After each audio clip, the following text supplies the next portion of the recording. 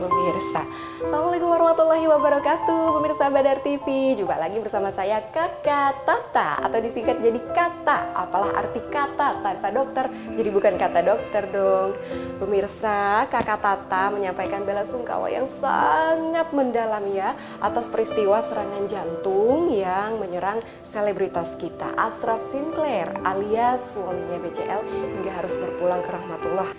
Nah pemirsa, terlepas dari kabar duka tersebut, sebaiknya kita menjadikan ini bahan pembelajaran bahwa serangan jantung bahkan kerap menyerang manusia di usia muda. Bahkan pemirsa, American Heart Association menyebut bahwa hampir setiap 1 dari 3 orang yang meninggal adalah disebabkan oleh penyakit kardiovaskular. Nah, lantas apa sih yang bisa kita lakukan untuk menjaga tubuh kita dari ancaman penyakit kardiovaskuler? Mending kita dengarkan apa kata dokter yuk tentang penjelasannya. Yuk. Kiri. Salah. Oke. Sana ya. Yuk.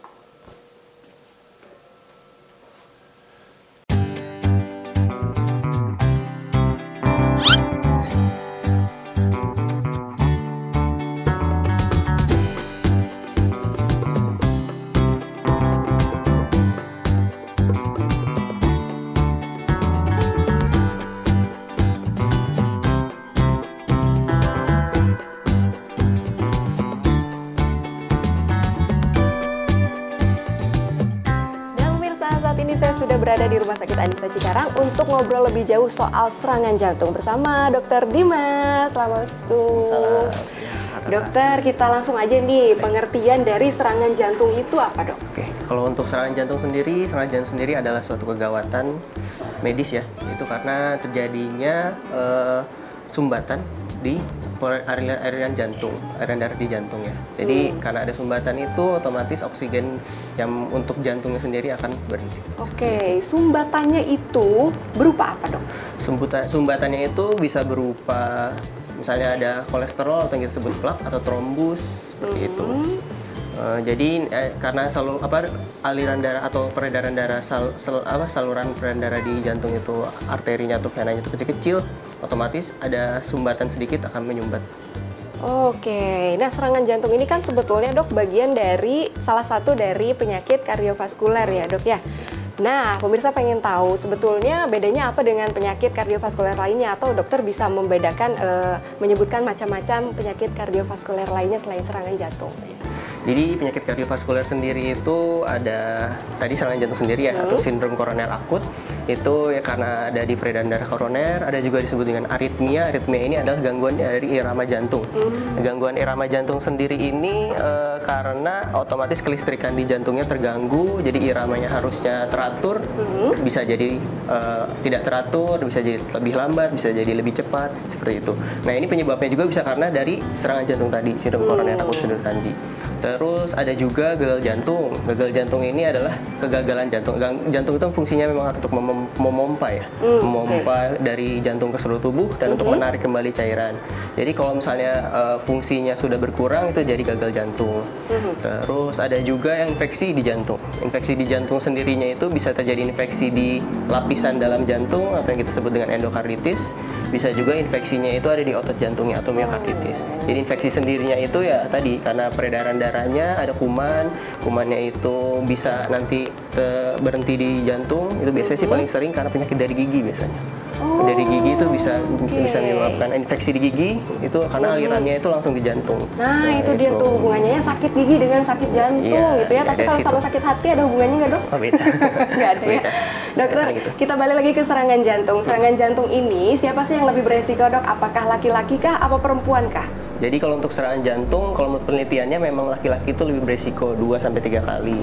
Ini resikonya sendiri ini akan masuk ke faktor-faktor yang lain, kayak faktor yang nanti ada, mungkin nanti faktor risiko juga ada ya. Faktor risikonya itu bisa karena ada yang bisa diubah faktor risikonya, ada yang tidak bisa diubah faktor risikonya. Jadi faktor risikonya yang tidak bisa diubah itu ya seperti umur, jenis kelamin, ras itu juga masuk. Gimana bisa tuh? Jadi kalau ras itu memang ada kecenderungan ras tertentu otomatis punya kecenderungan jantungnya itu lebih tinggi karena tekanan darahnya akan lebih tinggi, dan kemudian pola hidup. Biasanya pola hidup kan berbeda-beda ya antara ras itu. Terus yang bisa diubah itu ada itu tekanan darah tinggi, hipertensi, kolesterol, kemudian obesitas juga bisa masuk. Kemudian juga ada yang bisa diubah itu ya pola hidup. Seperti itu. Pola hidup seperti apa yang mendukung serangan jantung? Pola hidup yang jelas yang berhubungan dengan serangan jantung ya itu ya hiper dari kolesterol atau yang kayak kelebihan berat badan, olahraga tidak teratur. Tapi olahraga tidak teratur ini maksudnya adalah olahraga yang sesuai dengan kekuatan tubuhnya ya. Jadi nggak boleh juga berlebihan. Nah itu dia dok. Itu. Nah sebetulnya olahraga seperti apa sih? Atau apa yang bisa kita lakukan untuk memilih jenis olahraga apa sih yang cocok untuk tubuh kita? Atau pemeriksaan apa dulu yang harus dilakukan dok?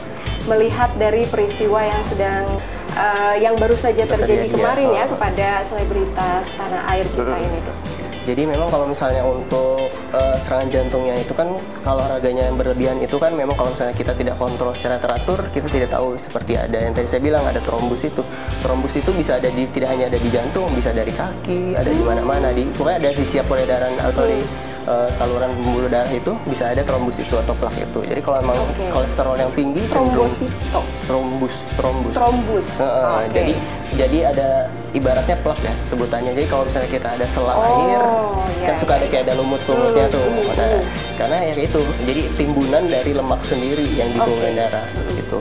Terus yang tadi ya balik lagi ke olahraga ya. Jadi untuk olahraga sendiri dari usia kita harus lihat dulu. Terus dari kekuatannya, otomatis kan kalau misalnya memang sudah usia tua, otomatis kalau olahraga berat itu sudah tidak boleh lagi. Dan kemudian yang tadi, olahraga dibarengin dengan ya itu, kekuatannya dan memang juga olahraga yang sesuai, ya tetap harus olahraga iya, tapi check up juga iya gitu. Oh iya, kalau misalnya saya mau check up nih dok ya, saya minta dipilihkan olahraga apa yang paling tepat untuk seusia saya nih. Ini untuk screening awalnya, biasanya dokter memeriksa apa dulu dok? Medical check up ya lengkap ya kita pasti. Pertama otomatis dari yang luar dulu, yaitu tekanan darah, nadi, kemudian berat badan, ya pemeriksaan dasar ya. Kemudian ada juga ditambah pemeriksaan lab. Pemeriksaan lab itu bisa juga dengan ya tadi cek HB-nya, terus leukositnya dan lain-lain, kemudian gulanya, gula darahnya, kemudian ada juga diperiksa dengan kolesterolnya, biasanya kan dicek kolesterol total, HDL, LDL, triglycerid gitu-gitu. Terus juga biasanya direkam jantung ya. Sama satu lagi treadmill test. Treadmill test ini yaitu di pemeriksaannya sama kayak rekam jantung, tapi pasiennya itu dibebani dengan treadmill, yaitu dengan aktivitas atau exercise. Jadi kita mau lihat gambaran jantungnya gimana nih kita ketika ada beban yang berat misalnya dengan lari kan. Jadi gitu. Nah itu juga tuh yang sangat-sangat berpengaruh. Harus dilihat dari bicara tekanan darah dok. Ini kan salah satu screeningnya juga ada tekanan darah ya. Yang idealnya tekanan darah normal bagi usia produktif itu berapa dok? Kalau dari literatur ya, untuk tekanan darah di bawah usia 60 tahun, itu normalnya dikurang dari 140 untuk yang batas atasnya, tekanan darah atasnya atau sistolik, dan tekanan darah bawahnya dikurang dari 90 untuk tekanan darah diastolik. Gitu. Lebih dari situ lebih berarti dari itu sudah biasanya masuk sudah masuk tekanan hipertensi. Oke. Contoh olahraga yang bisa dipilihkan dok, misalnya untuk yang di bawah tekanan situ dan di atas tekanan darah normal itu? Kalau untuk hipertensi, ya otomatis kalau yang udah punya hipertensi olahraga berat udah nggak boleh ya. Ya paling ya hanya jalan, kemudian berenang masih boleh. Tapi kalau misalnya memang yang masih tekanan darahnya normal, untuk aktivitas yang agak berat juga boleh. Tapi ya balik lagi ya, untuk aktivitas olahraga yang baik itu kan olahraga yang dilakukan rutinitas terus-menerus ya. Jadi memang jangan sekali olahraga langsung coba yang berat. Jadi otomatis tubuhnya juga harus beradaptasi. Dan ya olahraga yang baik itu ya seminggu itu minimal 3 kali. Siap. Jadi memang harus selang-seling gitu ya. Misalnya paling minimal banget hari ini olahraga, besok enggak, besoknya harus olahraga lagi. Jadi nggak bisa celang 2 hari itu harus continue gitu ya. Dan pekerjaan rumah juga itu bukan olahraga. Bukan olahraga, nyapu, ngepel, karena kan bukan suatu pekerjaan yang dilakukan terus-menerus dan ya kan paling kita nyapu ngepel kan cuma 30 menit kan. Dan banyak istirahat yang nggak mungkin ngepel terus-terusan kan. Iya. Terus ini dok, sebenarnya kita balik lagi ke serangan jantung. Penyebabnya selain ada sumbatan, adakah penyebab lain atau faktor resiko yang bisa diubah itu tadi deh kita bahas lagi. Oh ya, ada satu lagi tadi belum disebut ya. Paling merokok. Kenapa merokok? Karena merokok itu mempengaruhi si pembuluh darah jantung. Pembuluh darah jantungnya akan lebih kecil. Otomatis kalau pembuluhnya lebih kecil, lebih gampang untuk jika ada sumbatan lebih gampang tersumbat kan. Iya. Gejala-gejalanya seperti apa sih, Dok? Gejala-gejalanya pertama itu kalau misalnya ada serangan jantung ya, kalau misalnya memang ada yang serangan jantungnya itu bisa tanpa gejala sama sekali. Jadi ada orang yang biasa aja walaupun terjadi serangan. Sehat-sehat aja ada gitu juga, ya tiba-tiba. ada yang seperti itu. Kemudian ada juga yang serangan jantung tiba-tiba orangnya jatuh pingsan atau enggak yang tiba-tiba tidak sadarkan diri. Itu juga ada. Terus bisa juga kalau misalnya yang paling khas ya, biasanya ada nyeri dada di sebelah kiri. Sebelah kiri ya nyeri dadanya. Kemudian menjalarnya itu sampai ke bahu, sampai ke tangan, kemudian tembus ke belakang. Dan itu bagian punggung. Dan itu nyerinya itu jika diistirahatkan itu nggak akan ada perbaikan.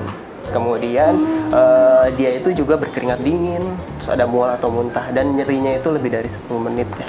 Oke, biasanya apa sih, Dok, yang bikin jadi bom gitu, bom waktu bagi para pengidap penyakit kardiovaskuler itu sebenarnya contohnya apa, Dok?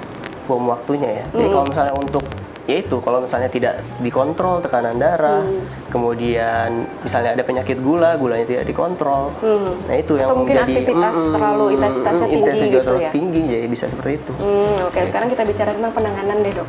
Penanganannya seperti apa untuk pasien-pasien serangan jantung? Kalau untuk serangan jantung, untuk penanganan pertamanya ya di rumah. Jadi pasiennya itu misalnya terjadi nyeri dada, jangan terlalu banyak bicara, jadi jangan langsung ditanya-tanya segala macam. Jadi misalnya dia hanya sekilas ya, misalnya bilang aduh nyeri dada, udah cukup, jangan ditanya segala macam. Kemudian diistirahatkan posisinya, tidak perlu berbaring lurus enggak, tapi ditinggikan 20-30 derajat kepalanya. Kemudian berikutnya diistirahatkan, pokoknya jangan banyak bicara, kemudian harus telepon segera ambulan seperti itu. Kemudian kalau misalnya memang si pasiennya ini nggak sadarkan diri, ya kita harus cek nadinya, cek nafasnya. Kalau nggak ada nadi atau nafas, kita lakukan CPR ya, cardiopulmonary resuscitation, yang kayak pijat jantung, yang di dada sini dipijat dan diberikan nafas buatan. Oke, itu bisa dilakukan oleh siapapun atau oleh tenaga medis siapapun. Harusnya memang di sini harus sudah ada dilatih ya seperti CPR itu ya. Soalnya kan kejadian yang mati tiba-tiba tidak sadarkan itu kan di mana saja, dan belum tentu ada yang tenaga medis yang ahli di sana. Jadi kan setidaknya untuk pertolongan pertamanya kita bisa lakukan sambil kita memanggil bantuan yang lebih ahli gitu. Jadi itu semuanya bisa dilakukan. Iya. Sekarang bagi kita yang sehat-sehat nih, alhamdulillah ya, Dok ya, pencegahan apa yang bisa dilakukan untuk menghindari serangan jantung, Dok? Pencegahannya tadi ya, untuk rutin check up. Check up ini bagi yang sehat sih 6 bulan sekali lah minimal. Ya 6 bulan sekali tekanan darah dan lain-lain. Apalagi usianya jika sudah di atas 40 tahun ya, itu ya memang harus rutin. Kemudian jika memang sudah ada yang mengidap hipertensi atau diabetes, otomatis itu lebih sering lagi dan harus kontrol. Jadi mungkin orang-orang berpikir kalau penyakit darah tinggi sekali cek, ya udah minum obat selesai, ya udah nggak akan sakit lagi. Itu salah. Jadi memang tekanan darah itu emang harus terus menerus dicek. Jika memang sudah normal pun ya minimal sebulan sekali atau 3 bulan sekali harus dicek lagi. Karena akan ada kecenderungan untuk tinggi lagi. Kalau dari makanan atau minuman, Dok, gimana? Ada yang harus dipantangkah? Apa harus dimakankah? Seperti apa untuk mencegah? Ya pola hidup sehat ya, baik lagi. Jadi pola makanan sendiri kan juga sudah ada takarannya ibaratnya. Jadi ya karbohidrat, gizi harus seimbang, karbohidrat, terus ada lemak atau protein, kemudian ada juga, jadi memang harus seimbang. Jadi jangan hanya karbohidrat aja, protein nggak ada, kemudian nggak ada sayuran juga, nggak ada serat juga, dan lain-lain ya, harus seimbang. Oke, vitamin, Dok? Vitamin nggak terlalu harus sih, tapi ya itu balik lagi kalau misalnya pola makan kita sudah bagus, ya, ada sayuran dan lain-lain, kan di sayuran pun ada vitaminnya. Jadi memang untuk suplemen yang terus-menerus itu juga sebenarnya nggak, asal makanan kita sudah tercukupi oleh makanan, tidak perlu ada tambahan lagi seperti itu. Ya, terima kasih, Dokter, sangat jelas sekali ya. Mudah-mudahan ini bermanfaat ya pemirsa ya bagi teman-teman Kakak Tata di rumah. Sampai jumpa di episode berikutnya ya pemirsa. Kita pamit dulu. Assalamualaikum warahmatullahi wabarakatuh. Waalaikumsalam. Terima kasih, Dokter.